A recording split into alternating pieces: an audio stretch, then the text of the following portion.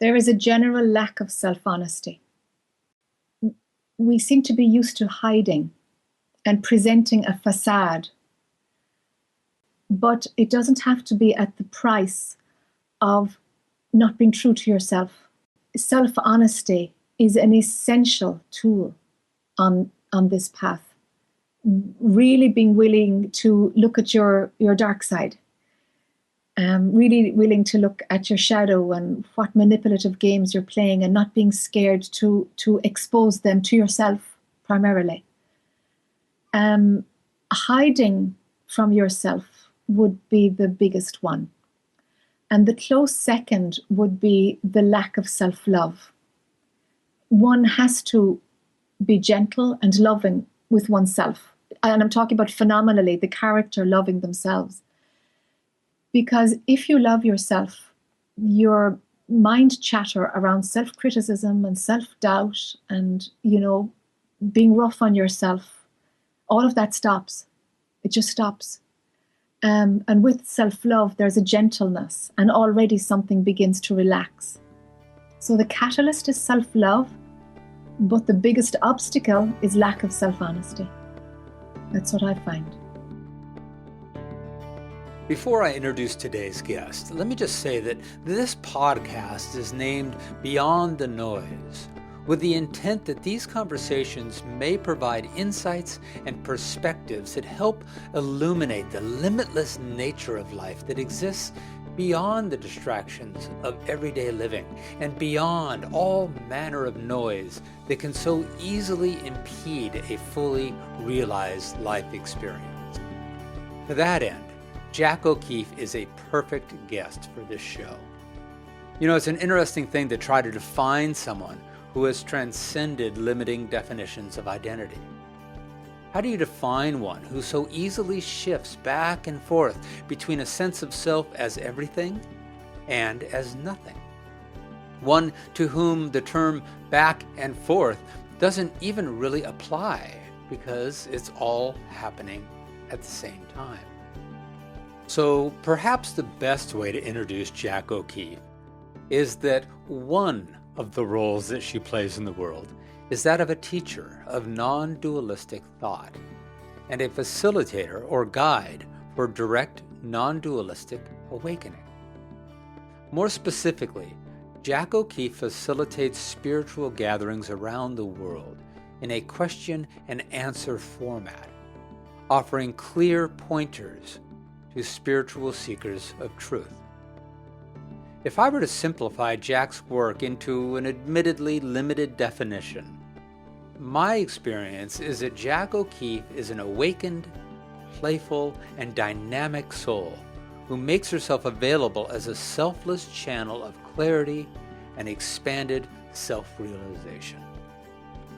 And since that most assuredly falls short of the full truth of Jac O'Keeffe, I'll let our conversation speak for itself. I interviewed Jac O'Keeffe in December of 2014. I'm Chess Edwards, and this is Beyond the Noise, conversations at the heart of modern-day living. Before we begin, a quick point about some nomenclature. In our conversation, we use the terms phenomenal and the phenomenal world. While typically these terms are used to describe something remarkable or exceptional, as in, our vacation was phenomenal, in the context of our conversation, the word phenomenal refers to all manner of form. The phrase, the phenomenal world, is a reference to the world of form and matter, of circumstance and condition. The world as we most typically experience it, as opposed to the more expansive perspectives that transcend the world of form and refer to that which is limitless and infinite. So, hi, Jac. Hi, Chase. I'm really happy that that you agreed to do the interview and that we're here talking today. Well, thank you for having me. It's always fun to shoot the breeze around this stuff that's a bit, complex sometimes. Yeah, exactly. And that's why I wanted to have you on is, the whole premise of the show is to discover and explore some of the edges of how consciousness is expanding. and get beyond the normal, noise of life and drop into, some of the sweeter parts of life Yes, yes, that are either underneath it all or outside of it all, depending on exactly. what model you're using. Indeed, indeed. But And I met you about a month or so ago in Carlsbad mhm, when you were here for a 2-day workshop presentation.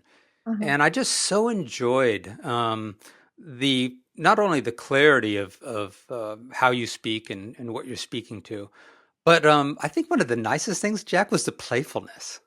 Yeah. I really like your playfulness. Thank you for commenting on that. Yeah,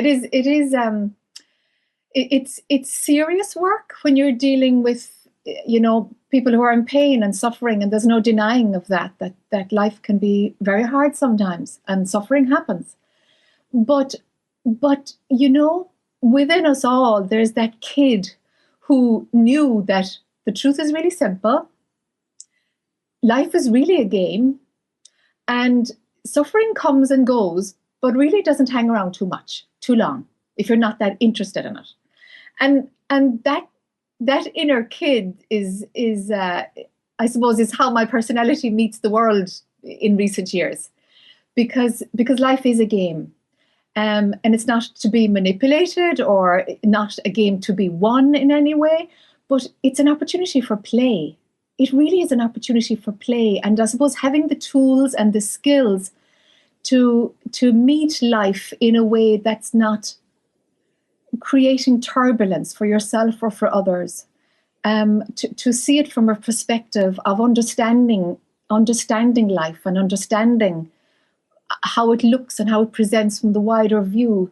This helps greatly. And so that's what these weekend workshops are about, is about responding to each person in order to shift their perspective a little bit and to get people in touch with that which knows that life is fun. Yeah, and so let's start there. I like to start all these interviews by I'm always curious about if you recognized, if knowing what you know now, if you look back on when you were very young, your childhood. I know you were raised in rural Ireland, Mm. and I'm just curious, can you look back now and see yourself as a little girl, and do you recognize some qualities of how you play with life now to how you were playing with it when you were young? I mean, were you already showing up as who you are now? Did you already see evidence of it when you were young? Yes, yes, I sure did. I sure did. But there was a knowing that I I have to go out into the world. And I remember thinking, what am I doing in this tiny little body? What am I doing? I could remember looking at myself like pre-puberty, a wee little girl, looking at myself naked in a mirror. I remember this distinctly in the bathroom mirror and looking and thinking, what, this body is all wrong. And it's not about the sexuality of the body. It's like it's young. It's not taken seriously. It's not going to be taken seriously. So I guess I just have to wait. And I remember just waiting to grow up, to go out and to get experiences. And then I felt I could reconnect what I knew as a kid. I knew I have to wait for my body to grow up, and then I have to live a little bit, and then I'll be fine again. Then I'll be myself again. And That was the perspective I had at about 6 or 7 years old. that's amazing. And Mm, did you share that type of perspective with your parents? no. Okay, so that leads me to so the environment was the environment. How did the environment you grew up in, household, community, play a part? um, in it's funny because you say, did I share it with my parents? Any that perspective I didn't share at all, but any seeings that I had, any kind of piece of wisdom that would come out, they were of that generation that whatever a child says, a child doesn't have rights really. We were in that era of like 40 years ago when children didn't have rights. And so whatever piece of wisdom would come out, it was never taken seriously. So I learned not to say anything. Mm. Maybe that's why I talk so much now, that there's a whole backup of things to share. I'm not sure. Well, Um, yeah, yeah. Go ahead. mhm. So, so, so the wisdoms, they stayed inside, and in a way they accumulated, and it made me observe things more without saying what my perspective was. So I learned how to just watch things and say, that adult is really being kind of silly, they're saying something that's really just getting themselves into a tizzy, when really that's about nothing. And that was very clear as a child, understanding that people's perspective was creating their own suffering. That was very clear.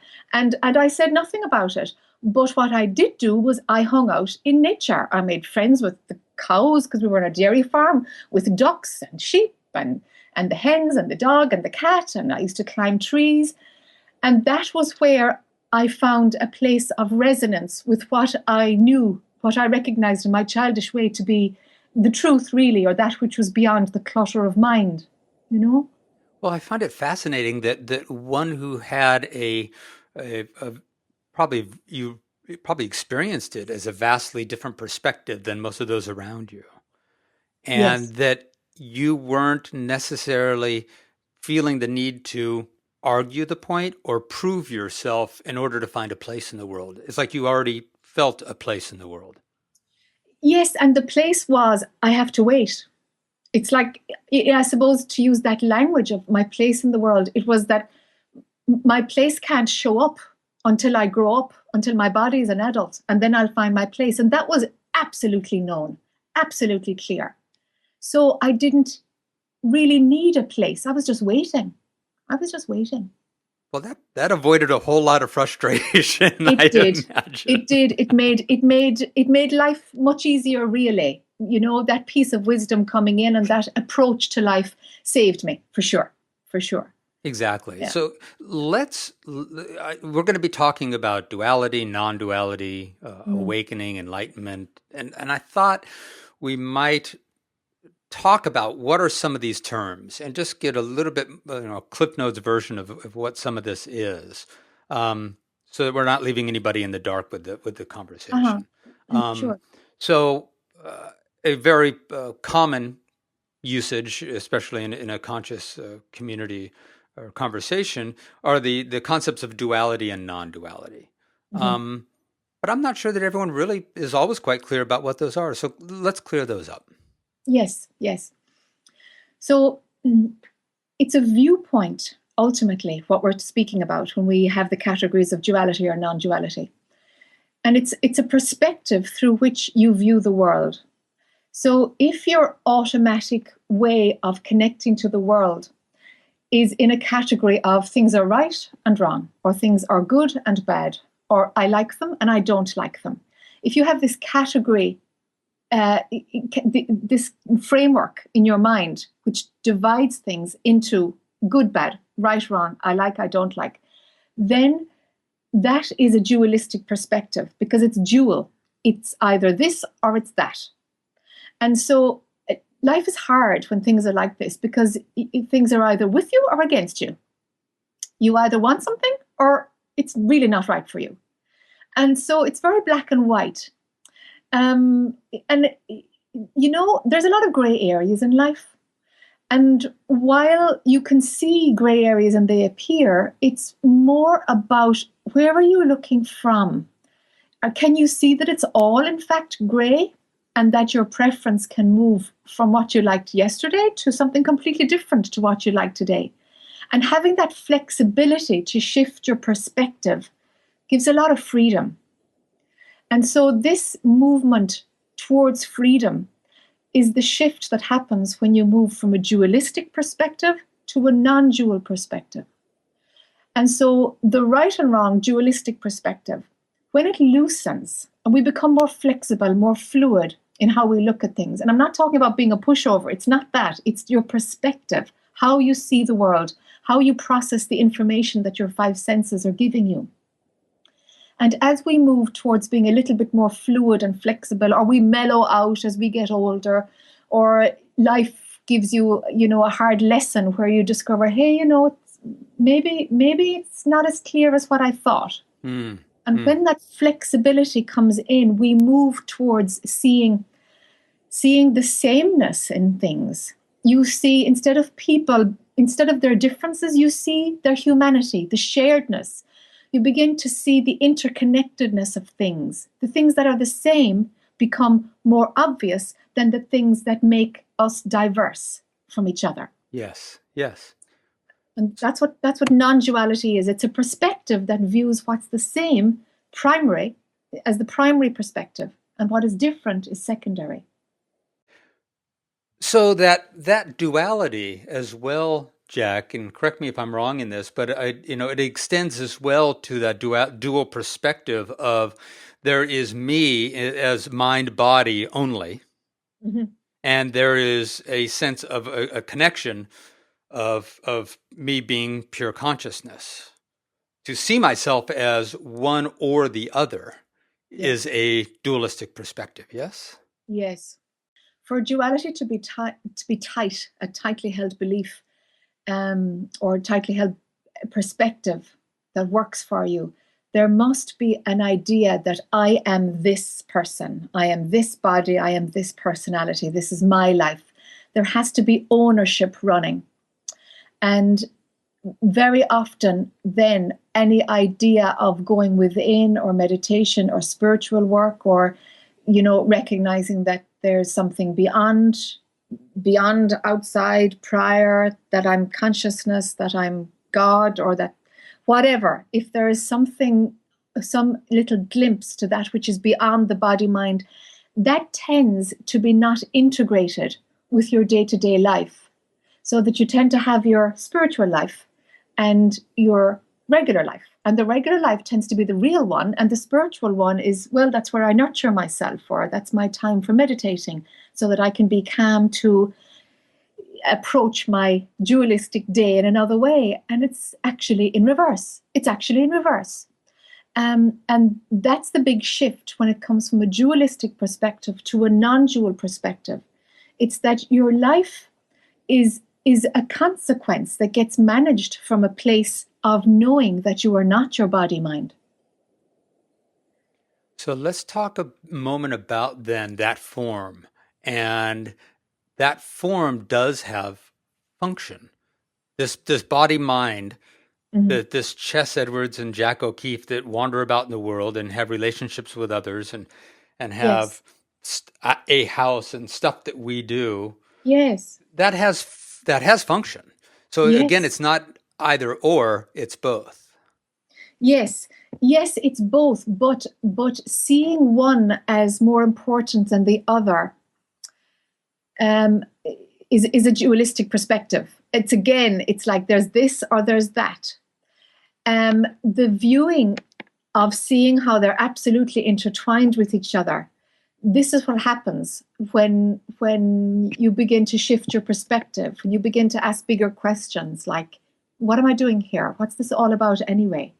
And that, I suppose the key would be that you're not looking outside of yourself for these answers, but that you're checking within all the time, rather than taking somebody else's doctrine, that you're checking in within to see, does that resonate? Does that feel right? Does that sound right? Does that make sense to me? Can I go with that? Can I dive deeper into that? This is the shift. Always looking for evidence.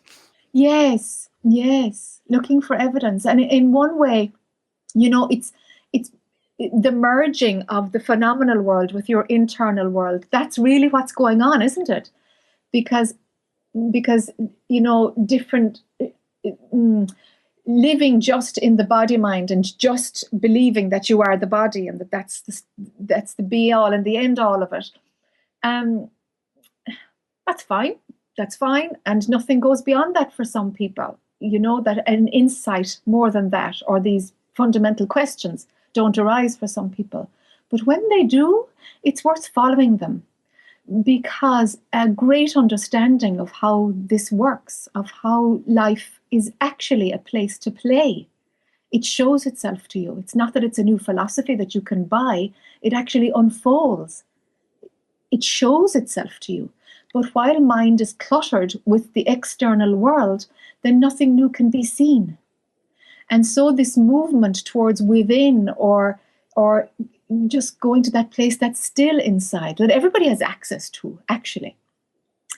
Resting in relaxing the body and just resting the mind. And even if the mind is busy, just finding some place where everything is okay, where everything is okay.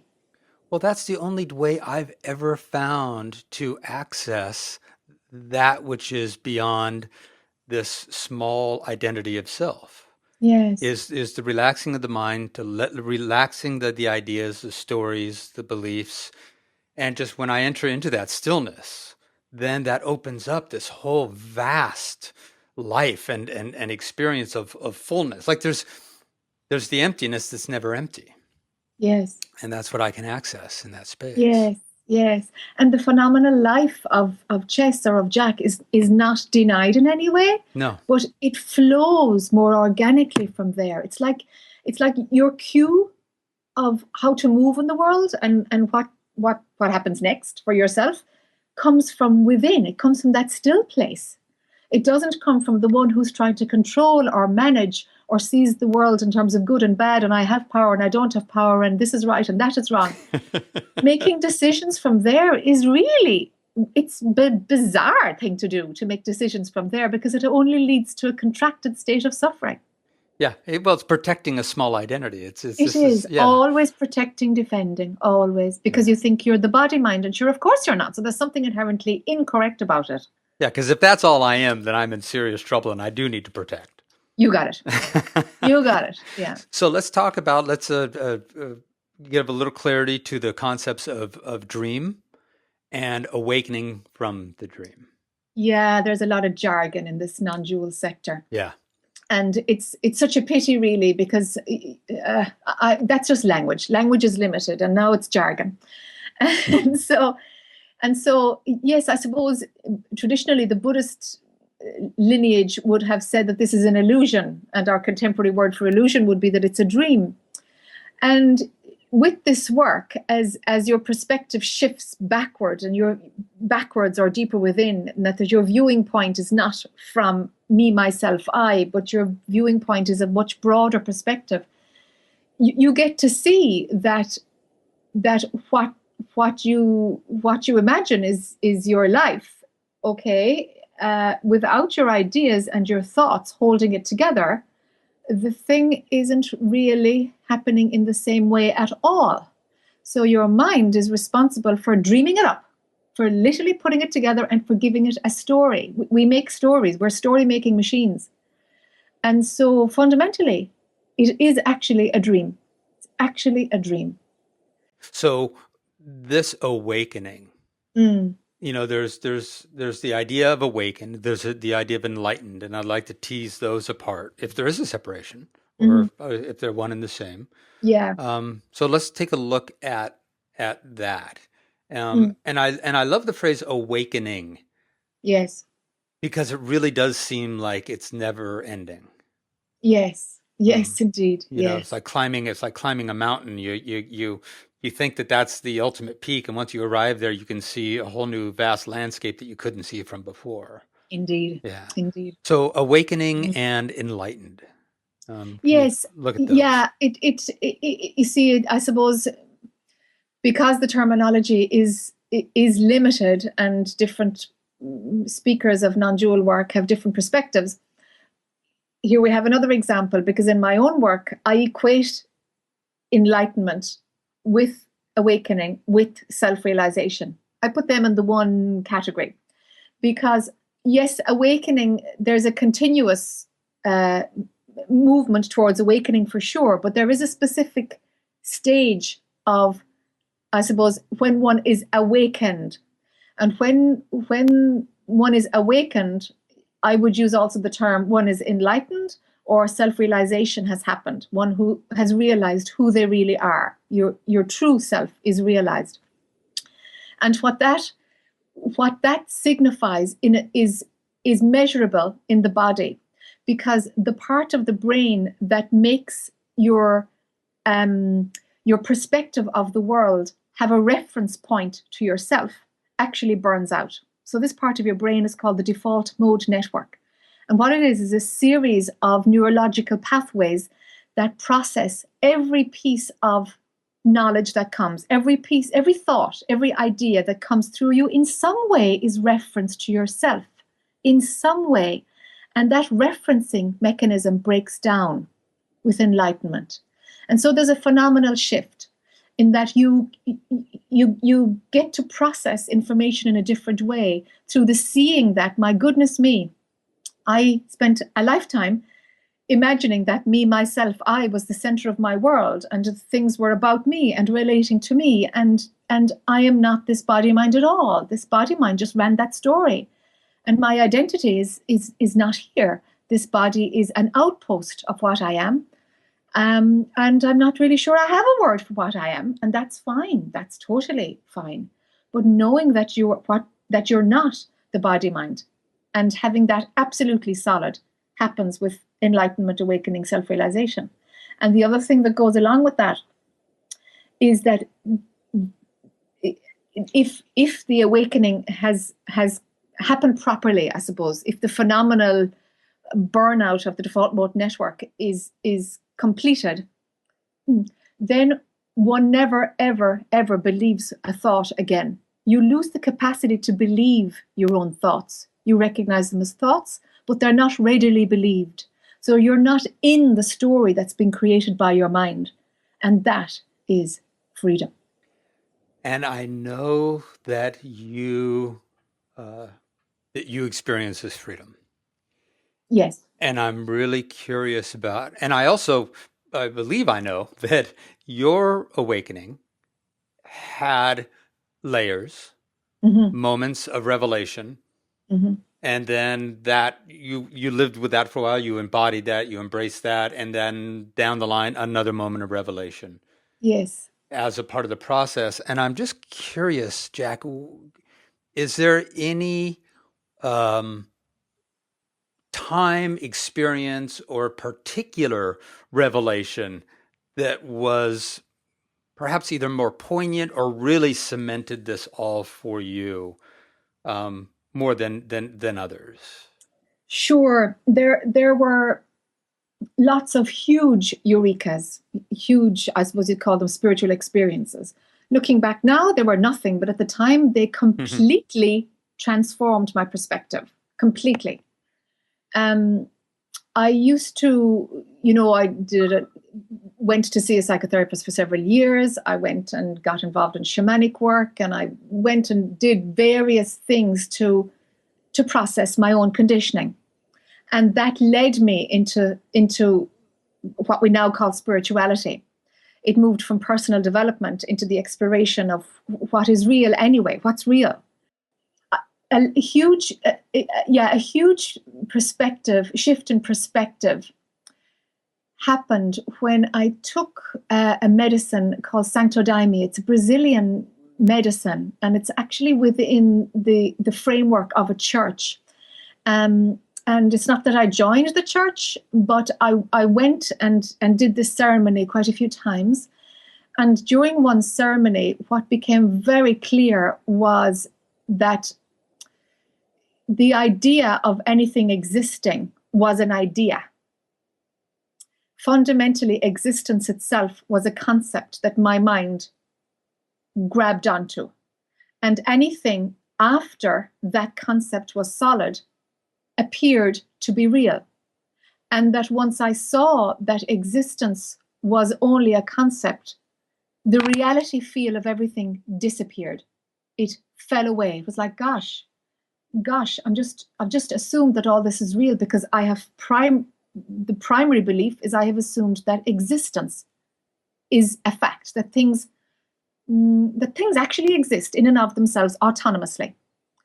And once that belief in existence was taken apart, and it happened during that ceremony, there was a knowing from then on that this just looks like it's real, but it's not real. It's only looking real because I'm believing it into existence. So and that experience, Jac, of this is what it's like, this edge of, I'm curious if it's even explainable. Yeah. What is the experience of revelation that takes something from a deeply believed idea, reference point, concept, yes, and transforms it or transcends that into an absolute knowing? Yes, good word. Absolute knowing. It's the breakdown, isn't it? It's not that you gain something new. It's that something falls away that you discover was erroneous, was misinformed, was a creation of mind or your conditioning or an old habit. And yeah, there is a new perspective phenomenally, but really it's the demolition of something that was erroneous. It's like taking off a pair of glasses that actually are not suited for your eyes, and discovering, oh my God, I had shades on all the time, or I was looking through a pair of spectacles that were for somebody else's prescription, not mine. It's like this, it's like, oh, and it's like the clouds lift. And once you experience that freedom, putting those glasses on again is just ridiculous. Yes, it's not possible. They don't stick. They don't fit. You can't do it. It's like you've outgrown it. It's not possible.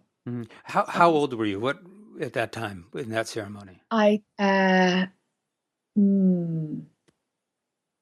say it's about 15 years ago now. So like 32 maybe. And from that, was there an acceleration of revelations? There was, yeah. At the time I was living in Ireland, and I was working as an energy worker at the time. I had a very busy practice. I was looking a lot at psychiatric illness as a point where people were actually having some kind of a spiritual awakening, but it was manifesting as a psychiatric illness because spirituality was about the mind. It was understood at that point. This is about how we think and how we use the mind. That's really what this is about. And so from there, I had no access to what I'm now calling jargon, but would have been really useful in terms of, look, this is the map that you're now looking at. Can you imagine getting up every day and saying, okay, all right, whatever's happening here, I'm believing it. I'm making it appear like my reality, including myself. And that's all I knew, is that it wasn't real, but there was no access to any vocabulary, even to explain it. No access to like, well, is there something real? Where do I go from here? Is there a place to go from here? Or am I just going to be like this person who's in a frigging nightmare? Just like in a nightmare, just this thing going on. It's like, okay, I have a dream when I'm in bed at night, and I get up and it's another dream when I get up in the morning. And, it kind of took the fun out of things. Yeah, I mean, you were kind of left out to dry. Like, indeed. It took away the biggest foundational part of the dream and said, all right, now good luck to you. It did. So the sequence was quite unusual because it didn't have the supports. There was no Google to find out what the heck is going on for me in those days. There wasn't, or there was, but this material wasn't accessible. I didn't even know what to look for. And so, so from there, I suppose within about, 5 or 6 years later of just struggling and fumbling along and eventually finding myself in India, I attended satsang to somebody in Tiruvannamalai, and actually went to as many satsangs as I could. And it just talked to me about this stuff, and then found books in the local store, because that's where non-duality really is housed in India in a Western style, is in this little village in Tamil Nadu. And there, yeah, sure, I just swallowed up any kind of explanation of what has been happening. What is this? And it gave me a map. And from there, it was much easier to see the pieces that were conditioning from versus the perspective that was running, that was cultural, from the perspective that was, essential to, in order to participate in life. And then what is prior to all of that became much more open, because I could map what was in front of me, the dualistic world in front of me, and I could make sense of how that needed to be there and how a phenomenal life still needed to be lived. Well, you've spoken about, Jac, the how non-duality is being Westernized. Yes. And I'm wondering if that's kind of what we're touching on here. This idea of, it's that it can become just another identity. Yes. and or cyclical healing where we're just kind of going through the same thing over and again. So can you Yes. speak to that a little bit about, non-duality being westernized? Yes. We're at a time now where it hasn't fully found its niche yet in the West. And if it's being sold as a commodity and a way of having more fun in life and of ending suffering, then we have lost something of its essence. And this is probably the way it's going to go, because that's how we think in the West, that it's a product and it's another thing to do and it's another almost pastime. It's much more a core, essential thing to our humanity, to learning how to be fully human. But yet we have no other means of packaging it and of disseminating information about this, because we don't have a place for spirituality that is mainstream in our culture. So in India, for example, and I just not that India is the one to model ourselves off at all. The Indian culture is the Indian culture, but I'm just familiar with it. So as an example, there are ashrams, which would be, I suppose, the Christian equivalent would be a monastery, and you have those who don't live in ashrams but who are on the spiritual search. And they are known in communities by the clothes that they wear, because they wear orange, usually orange, and they sit and meditate and are homeless and are fed by people, are supported by people. There is a whole culture of giving a percentage of your income to people who are, dedicating their life to exploring what is the truth. That culture is completely not going to fit with our Western mind. No, it's not. It's like, that doesn't work here. It doesn't work. Right. So how is something that has been protected by its culture to such an extent, how is that going to look here for us? And so it's more difficult for somebody, I think, who is, figuring out this. Well, where do I go for that which is authentic? Where does it have an integrity? And where is it not being sold as a commodity? And really, we have no way of knowing this. And I suppose in India there is the equivalent, because there are fake gurus, but they don't last too long. But here we don't have any way of doing that, because we expect the commercial framework and trappings to be around everything. And so how else do we do it here? We the non-dual speakers have to have a commercial aspect to it also, because that's just the common sense way to live, to support yourself. Well, we've gotten so used to in this culture, we want things fast, we want them packaged, and right. We want them easy. That's right. So if this is a journey of opening and faith and discovery that really is never ending, yes, that's hard necessarily to fit into a busy Western life, or at least that's right. That's right. That can be the myth, I think. That's right. And it's tricky enough, and it has yet to completely unfold, to see how does it look here. We really don't know, because the big names out there, that's fine. They're doing great work speaking to the masses and presenting it generally and focusing on whatever, finding your own divinity, to focusing on the present moment, to whatever package is attracting one. But the packaging invariably isn't it, because it's a self-exploration. And if you're going after something that is turned into a product, and of course I'm guilty of this myself, because I don't know any other way. I'm trying hard to find a way where it's not a product, but gosh, we're really breaking new ground in this area, because at the end of the day, this isn't a study that will make your life better. It will turn your life upside down and inside out. And it's not a thing. It's not. That's what's hard. That's my mind keeps wanting to co-opt. I think most of us, our mind wants to co-opt the experience of awakened and enlightened as a thing. Yes. And we're used to things in We're this used to culture, things and results and goals and yeah.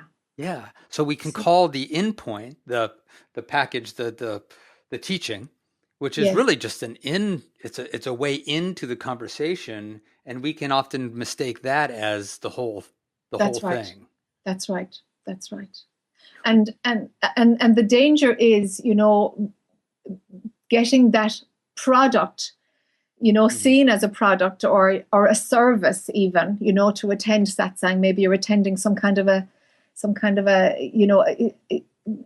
like a life coach or a business coach, that kind of a service. Mhm. Um, but at the end of the day, it cannot it cannot be bought, or or you cannot gravitate yourself towards it in order to make your life better. That's such a shame, and that's not what it's about. It's so much deeper. Your life will change as a consequence of you honoring what you really are, of you honoring the truth. And that's the tricky part. It's about you're exploring the depth of what you Mm. are, and your humanity shines forth from there, and your integrity will bloom from there. But your life will change as a consequence, and it's not the object of this work at all. Otherwise, it's like loving somebody only if they'll love you back. Yes, yes, that's right. That's right. After all these years, Jac, of Mm, encounters with so many, I mean, part of the way that you present and have this conversation is that you'll sit with people yes, and explore where they are and their questions and yes, um, help guide. yes. Um, through all of that, what do you see, Jac, as one of the most pervasive or pernicious shadows that most people face? The stumbling, the thing that's the hardest for them to get over, to let go, to surrender. Mm, mm. I think two things. There is a general lack of self-honesty. We seem to be used to hiding and presenting a facade. And that's fine if that's what our culture expects. But it doesn't have to be at the price of not being true to yourself. Self-honesty is an essential tool on this path. Really being willing to look at your dark side. Really willing to look at your shadow and what manipulative games you're playing, and not being scared to expose them to yourself primarily. Hiding from yourself would be the biggest one. And the close second would be the lack of self-love. One has to be gentle and loving with oneself. And I'm talking about phenomenally, the character loving themselves. Because if you love yourself, your mind chatter around self-criticism and self-doubt and, being rough on yourself, all of that stops. It just stops. And with self-love, there's a gentleness, and already something begins to relax. So the catalyst is self-love, but the biggest obstacle is lack of self-honesty. That's what I find. I first met Jac O'Keeffe when I attended one of her satsangs. A satsang is a gathering of spiritual conversation and exploration, where Jac sits with people and their questions in front of a live audience. One of the things that struck me about Jac's work is her graceful and inviting ability to see right through a person's shadows and blocks and disempowering beliefs, and to see them for the whole and expansive person they really are, and then to articulate quite clearly where they can shift their perspectives and where they might focus their awareness and actions most effectively in order to allow more clarity, joy, and peace, and to open their access to the authentic truth of who they really are.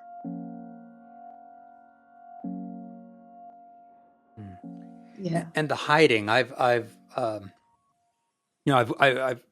witnessed that, certainly in myself, and easier to see it in others. Yes.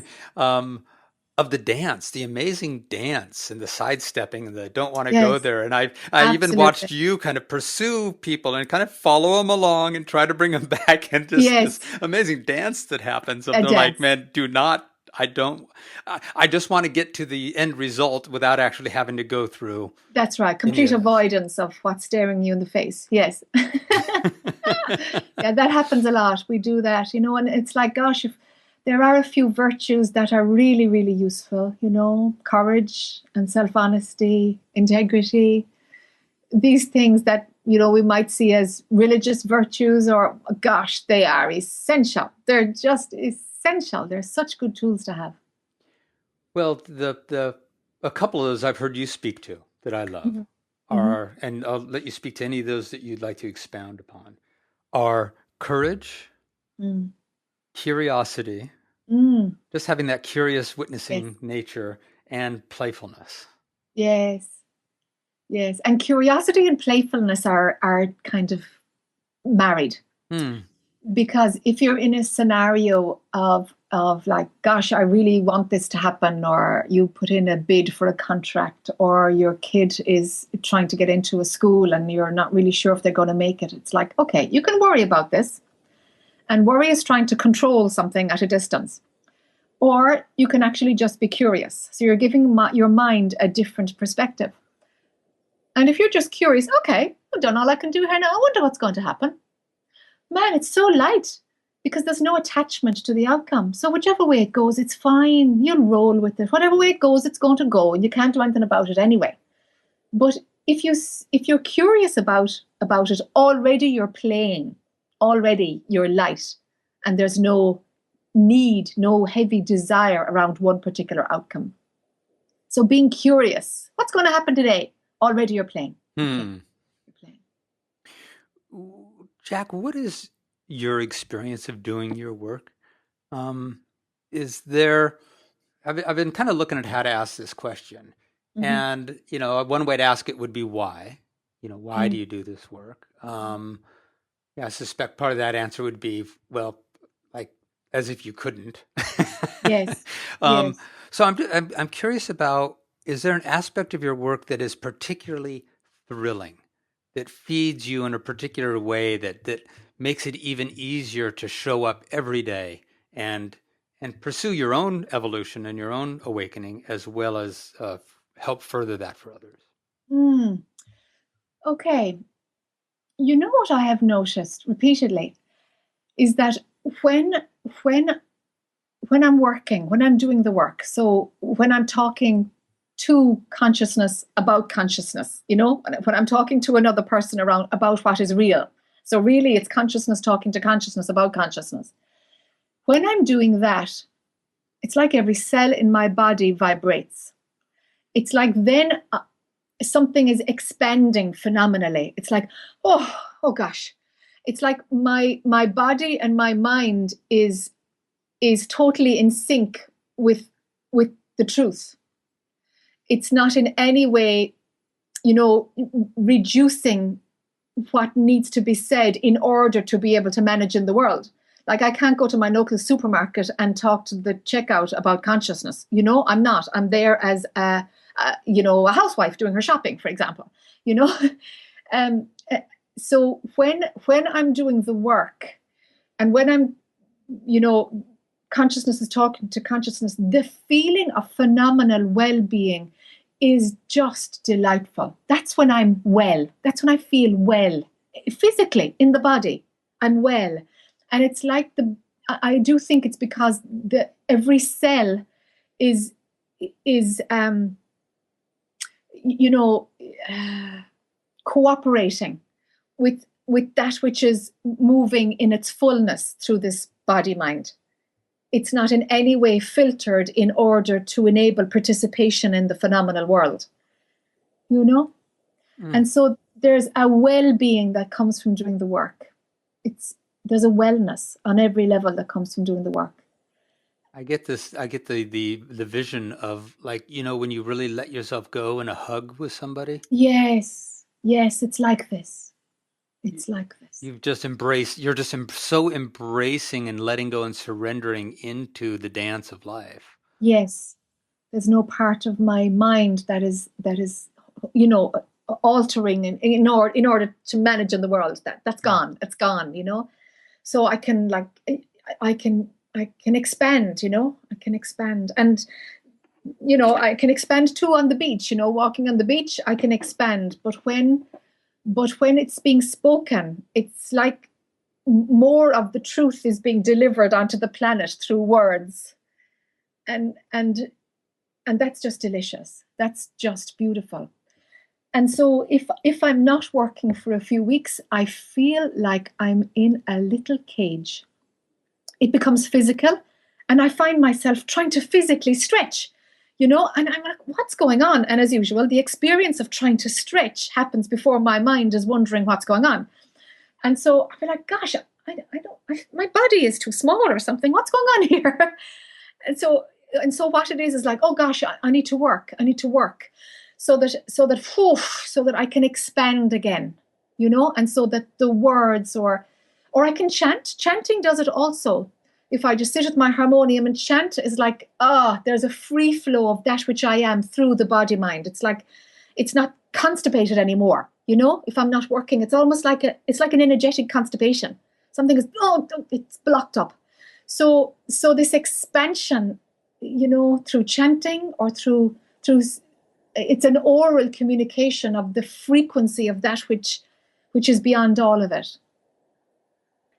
It's delicious. I love that word, delicious. Yeah.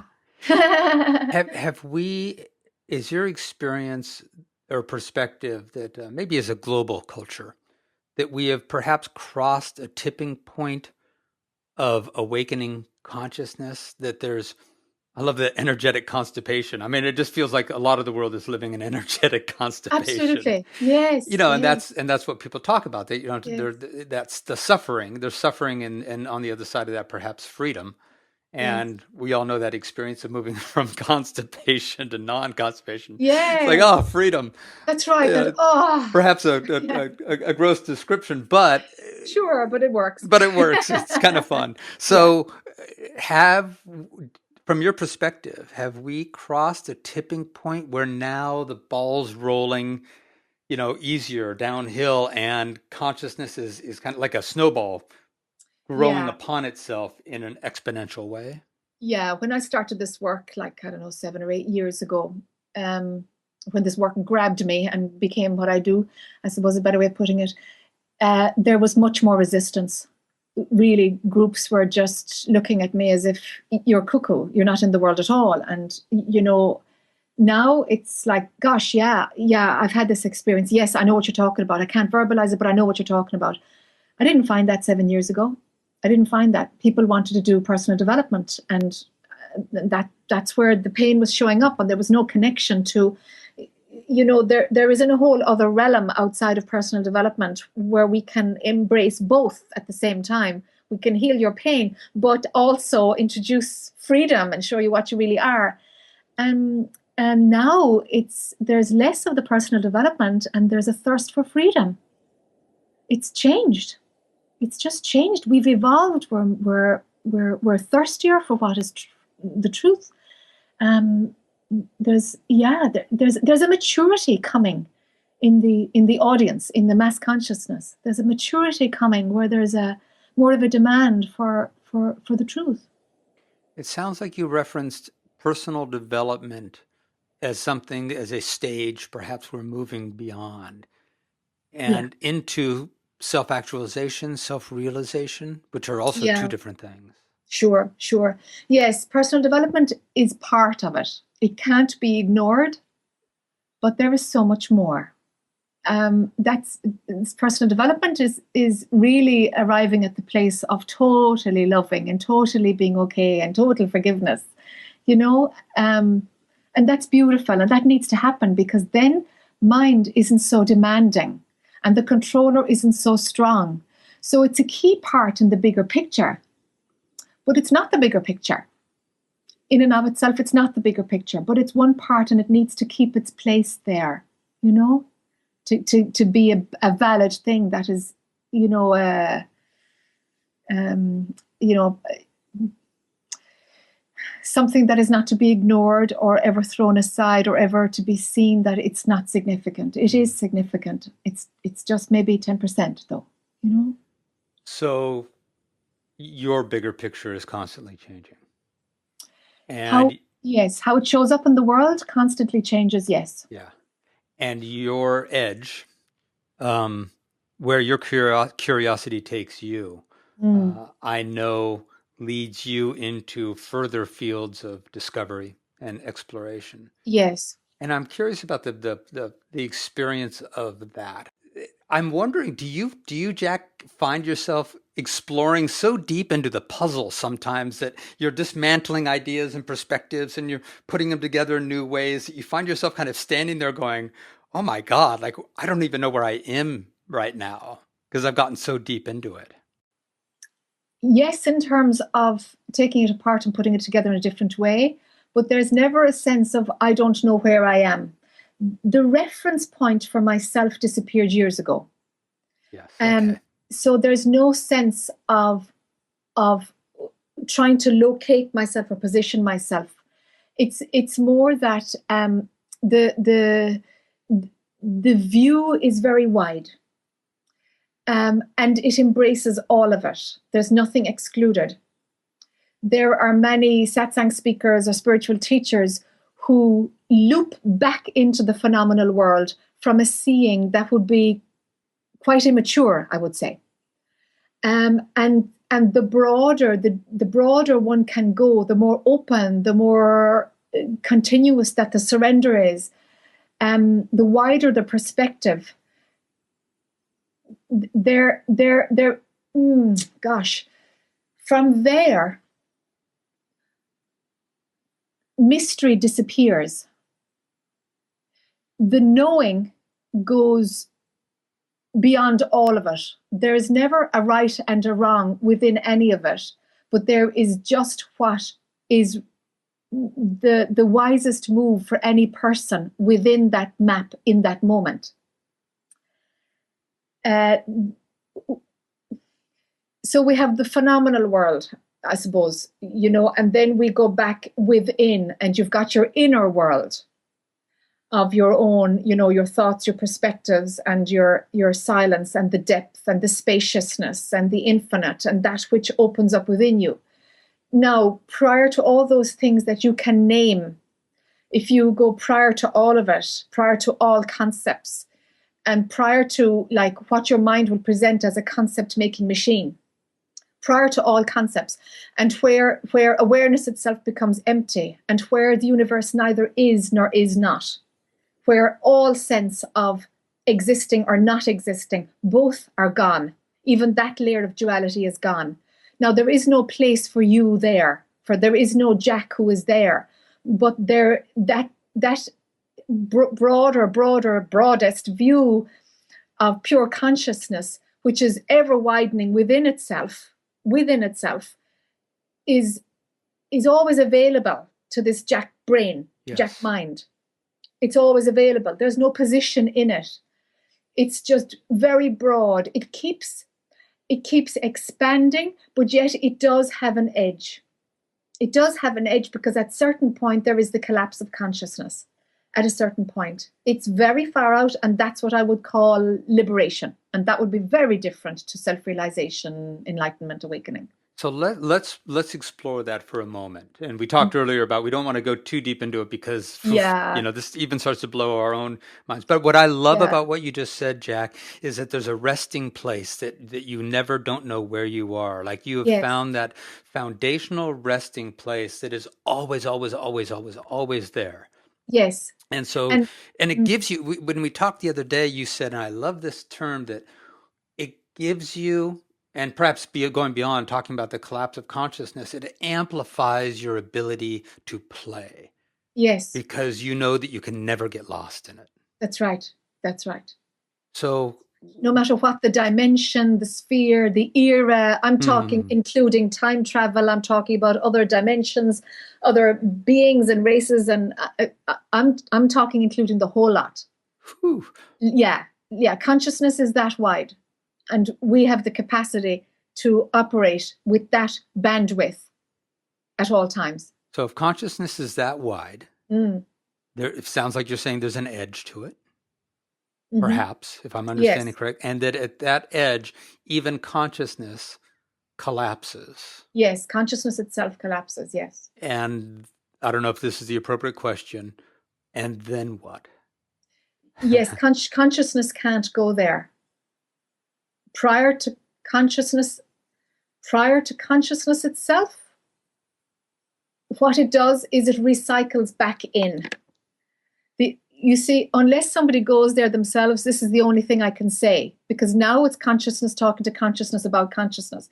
So how can consciousness talk about that which is prior to itself?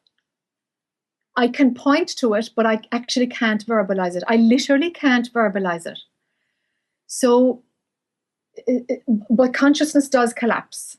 And then I'm talking about nothing and nothing and nothing and take nothing away. I mean, even that's too much conceptual. It's like I'm gone back into the movie again. You see, when I'm at the edge, I can't talk about it at all because I move further into it. So you can't talk about it, but you can experience it? Yes, but not as consciousness. Because prior to consciousness isn't there. Okay, I think that's...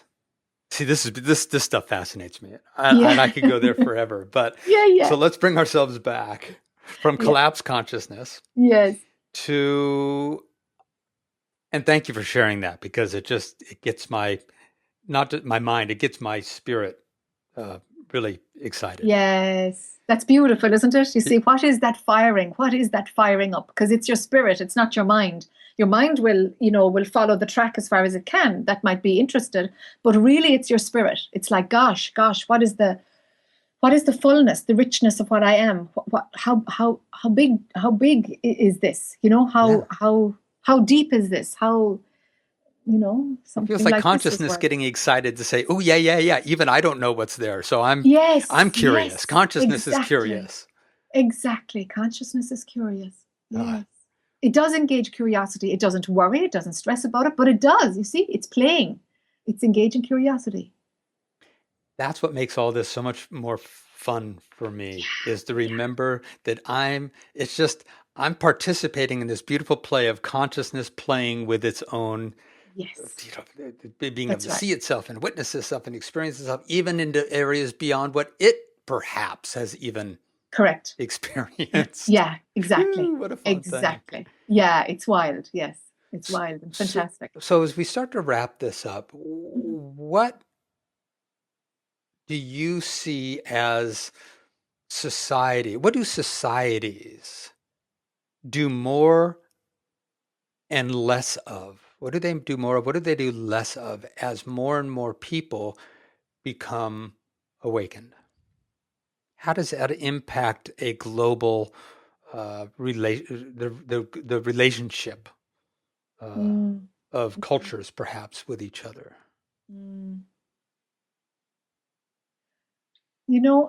I'm not sure, and here's why. Duality needs to exist in order for the world to continue as we know it. There is day and night, and wet and dry, and up and down, and hot and cold, and so the dualistic opposites, they're there as part of the fabric of what makes this work. Now, we then could say that suffering is the opposite to joy, perhaps. Fear is the opposite to love. And so for love to be known, for joy to be known, surely the experience of fear and suffering also has to resonate and be available and possible to be experienced. So I don't think there will ever be an end to suffering, but what changes is our approach to dealing with it, our skills base, our perspective from which we view suffering. So it's not going to make the world a place where there's no fear and no pain and no starvation and no pull for power, these things will be there, but they can be viewed from a wiser perspective, a wider view. So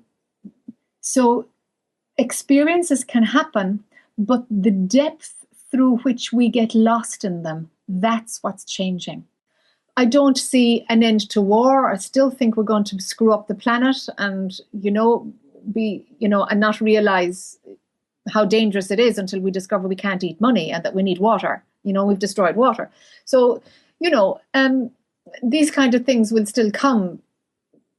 These phenomenal atrocities, of not being able to share the amount of food we have in the world. We've got, we can't distribute wealth. We're really, I don't know if we're ever going to change those things. That kind of the global extreme of catastrophes that happen in the world.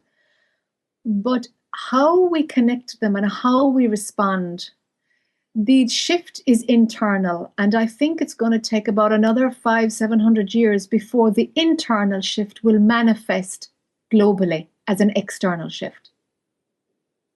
I think it's going to take a long time before what is understood inside can actually really significantly tilt the balance externally. Well, if I take a look at, a personal journey. Yeah, it can, can't it? It can take a long time. It can take a long time. And in that time, all we can really bring is, so what would you prescribe then, as it takes a long time, of how we can be with the experience? Can I add to one thing beforehand? You know what's going to shift it? I'm just backtracking a little bit there, Jess. We need to rear our children differently. We need our education system to offer tools to children to how to manage their mind. We teach them how to do math and how to spell and speak different languages, but we don't teach them how to think. This has to change because we're learning how to think doing this work. We're learning how to use our mind as a tool, but not to be a slave of mind, not to get lost in its stories. We're story-making machines. We're not a victim of the story. Well, you are if you're caught in duality, but that's, this work is an invitation to step away from that way of living. And so to train our children how to think, how to use their minds, what their mind is for, this is what will make the change in the phenomenal world. That's going to take a long time. So in the meantime, what can we do? We can be brutally self-honest. We can have more courage. We can not be afraid to surrender and to trust. We can allow ourselves to love ourselves exquisitely and unconditionally. We can stop defending because all you're doing is defending the personal I. Don't take anything personally ever again in your life. There is no need to defend what you think you are. You're just promoting the idea that you are a personality and you're so much more. And play. Be curious. Life is for exploring. Even when it's really crappy and really rough, there is something that is still playing. And even if it's not showing itself to you, leave space for it to show itself to you. Don't push away the play part because it's there. Even when awful stuff happens, there is play still happening. And to leave a space to completely recognize that you are just the divine playing in a human form. Let yourself have fun. Well, this has been fun. Yeah, hasn't it? Yeah, thank you, Jac. Sure, thank you. Thank you for the opportunity to chat like this. It's lovely. I appreciate all your courage and all your curiosity, and again, looping back to the beginning of the conversation, your playfulness makes it all so fun and accessible, and it just takes the seriousness out of it. It's like, okay, let me play in this. So thank you. Yes, sure. Thank you. To learn more about Jac O'Keeffe, to find out when and where she's offering a satsang near you, and to listen to some of her audio broadcasts or watch one of her teaching videos, you can visit her highly informative website at jacokeeffe.com. That's JAC-OKEEFFE.com. OKEEFFE.com. To work with me as a guide for your personal or leadership development, and to access and empower more of your own authentic nature, or to attend one of my workshops, visit me at www.chessedwards.com. I'm Chess Edwards, and this is Beyond the Noise, conversations at the heart of modern day living.